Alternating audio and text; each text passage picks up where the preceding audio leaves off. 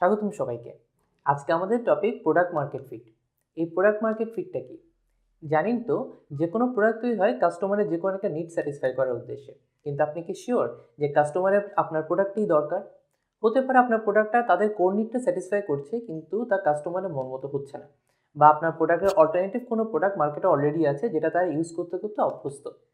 আবার হয়তো আপনার প্রোডাক্টটা হাতে পাওয়ার জন্য কাস্টমারকে অনেক জটিল প্রক্রিয়ার মধ্য দিয়ে যেতে হচ্ছে। এসব হলে কিন্তু শেষ পর্যন্ত আপনার প্রোডাক্টটাই ব্যর্থ। আপনার প্রোডাক্টের এই ব্যর্থতা কিংবা সফলতা যাচাই করার জন্য রয়েছে প্রোডাক্ট মার্কেট ফিট।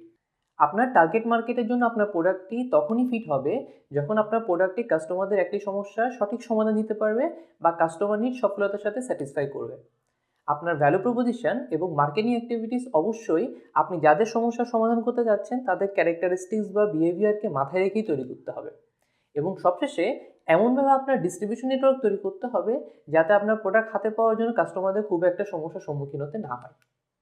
তো এই ছবিটা যদি আমরা এখন একটু দেখি, ফিচার সেট, ভ্যালু প্রপোজিশন এগুলো হলো আপনার প্রোডাক্ট, এবং টার্গেট কাস্টমার এবং সেই কাস্টমারদের যে নিড ফুলফিলমেন্টটাই হলো আসল মার্কেট। আর এই দুইয়ের মধ্যে যে ব্যালেন্স করছে সেটাই হচ্ছে প্রোডাক্ট মার্কেট ফিট। তো কিভাবে প্রোডাক্ট মার্কেট ফিট তৈরি করবেন, ব্যাপারটাকে জটিল না করে সহজ কিছু উপায়ের কথা বলি। আমরা শুরুতেই বলেছি যে কোনো প্রোডাক্ট একটা সমস্যার সমাধানের জন্য তৈরি হয়ে থাকে, কিন্তু সে একই সমস্যার সম্মুখীন কি সবাই হয়ে থাকে? নিশ্চয়ই না। প্রোডাক্ট বানানোর সময় তাই প্রথমে আপনাকে টার্গেট কাস্টমার আইডেন্টিফাই করে নিতে হবে। আপনি এক্স্যাক্টলি ঠিক কাদের জন্য সমস্যার সমাধান করতে চাচ্ছেন। যেমন স্মার্টফোন মার্কেটে ভালো স্পেসিফিকেশনের, ভালো র্যাম রম প্রসেসরওয়ালা অনেক ফোনই ছিল, কিন্তু অপ্পো এসে কেবলমাত্র সেলফি ভালো তোলা যাবে এরকম ক্যামেরা ফিচারকে হাইলাইট করেছে অন্য সব কিছু বদলে। অর্থাৎ যারা সেলফি লাভার তাদেরকেই তারা টার্গেট কাস্টমার হিসেবে আইডেন্টিফাই করেছে। প্রোডাক্ট মার্কেট ফিট অর্জনের জন্য তাই প্রথমেই আপনাকে দুইটা প্রশ্নের উত্তর জেনে নিতে হবে। এক, আপনার প্রোডাক্টটা কাদের সমস্যার সমাধান করছে।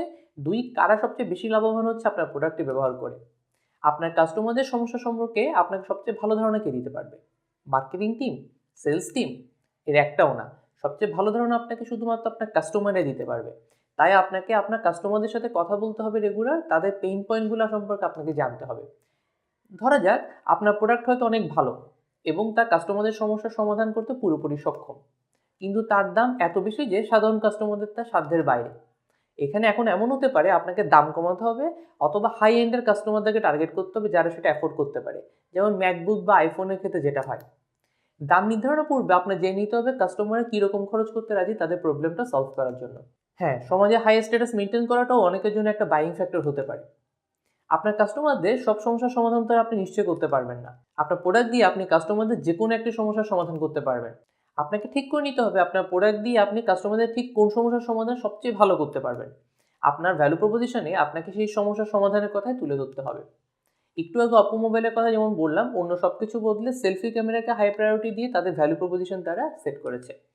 টার্গেট কাস্টমারের ভ্যালু প্রপোজিশন ফিক্স করার পর সেই ফিচার সেটগুলোকে মাথায় রেখে আপনাকে একটা মিনিমাম ভায়াবল প্রোডাক্ট বা এমভিপি বানাতে হবে। অর্থাৎ ছোট স্কেলে বানিয়ে সেটা টেস্ট করতে হবে। আপনার এফএনএফ বা আপনার লোকালিটিতে আগে টেস্ট করে নিতে হবে। সেখানে যদি সেটা কাজ করে তাহলে অল্প অল্প করে সেটাকে বড় করতে হবে। যেমন ফেসবুক শুরু হয়েছিল হার্ভার্ড কলেজের উপর টেস্টিং শুরু করে, সেখানে সাকসেস পাওয়ার পর ধীরে ধীরে বড় করা হয়েছে ফেসবুককে। এই প্রোডাক্ট মার্কেট ফিট তৈরি করার জন্য কারা কারা রেসপন্সিবল থাকে? ইন রিয়েলিটি এটাকে অ্যাচিভ করে অ্যাক্রস দ্য কোম্পানি সবার share responsibility. Sales team, business development team, support team, finance team এবং অন্যান্য যা যা ডিপার্টমেন্ট আছে সবাইকে মিলে এই ইম্পর্টেন্ট মাইলস্টোনটা অ্যাচিভ করতে হয়। সো আপনারা যদি প্রোডাক্ট মার্কেট ফিট অ্যাচিভ না করেন তাহলে আসলে কী হবে? যেমন কাস্টমাররা প্রোডাক্টের সার্ভিসের ভ্যালু বুঝতে পারবে না, ইনসাফিসিয়েন্ট নাম্বার অফ সেলস হবে, রিপিট সেলস হবে না, সেলস সাইকেলটা অনেক বড় হবে, ওয়ার্ড অফ মাউথ অ্যাডভার্টাইজিং হবে না এবং মিডিয়া অ্যাটেনশনটা আপনি অ্যাট্রাক্ট করতে পারবেন না। একটা এক্সাম্পল দিয়ে শেষ করি। উবার ইনিশিয়ালি শুরু হয়েছিল সান ফ্রান্সিসকো রিজিওনাল টেক ইভেন্টসের একটা ফ্রি রাইড অফারিং দিয়ে।